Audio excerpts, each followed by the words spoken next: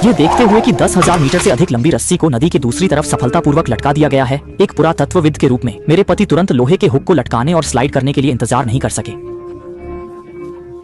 जब उसने सामग्री शुरू की तो उसने पर्ची का खामियाजा आधी दूरी तक उठाया।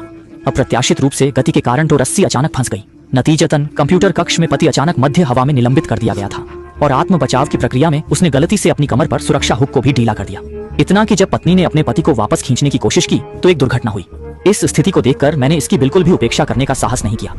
इसलिए भले ही आप जल्दी करें और लोहे के हुक को लटकाएं और फिर अपने पति को जल्दी से सहारा देने के लिए अपने हाथों और पैरों का उपयोग करें। हालांकि पत्नी ने आखिरी समय में सुरक्षा हुक को ठीक करने की हिम्मत की। इस संकट को खतरे के बिना हल किया गया था, लेकिन तब पति को बड़े आतंक में पता चला। ऐसा लग रहा था कि कोई अनजान जीव धीरे धीरे पानी में उनके पास आ रहा है।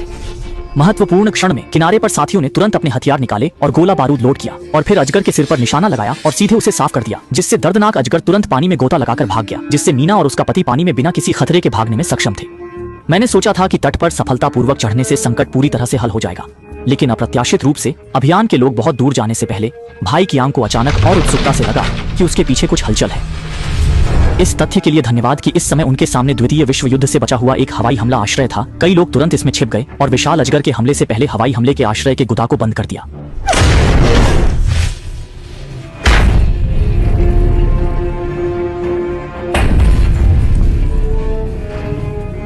सौभाग्य से बम आश्रय का गुदा काफी मजबूत था और वे इसमें छिप गए, जिसने विशाल अजगर के पागल हमले से प्रभावी रूप से बचा लिया।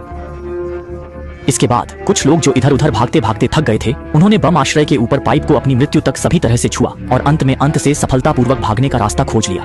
मैं इतना उत्साहित था कि मेरा दिल कम कांप रहा था और सारी यात्रा व्यर्थ नहीं थी। लेकिन जब भाई कियांग खुशी से भर गया और उसने अपने साथी की बत्तख उठा ली तो उसने उसे छेद से बाहर भेज दिया, लेकिन उसे उम्मीद नहीं थी कि त्रासदी तुरंत बाद होगी। दरअसल उन पर विशाल अजगर का हमला इसलिए हुआ क्योंकि कुछ समय पहले कियांग के बेटे ने उत्सुकतावश अजगर मां का अंडा ले लिया था। जल्द ही एक छोटा अजगर अंडे से निकला। अचानक अजगर मां ने गंध के पीछे पागल शिकार शुरू किया। इन घटनाओं से कियांग को एहसास हुआ कि यह सब उनकी मूर्खता और अजगर परिवार के प्रति अपराध का नतीजा था। अपने बच्चों को खतरे में देख कियांग ने बहादुरी दिखाई। उसने छोटे अजगर को मां के पास भेजा, शायद मानवीय ईमानदारी को समझते हुए। इस पल अजगर मां ने हमला नहीं किया, बल्कि वह दोस्ताना ढंग से मुड़कर चली गई।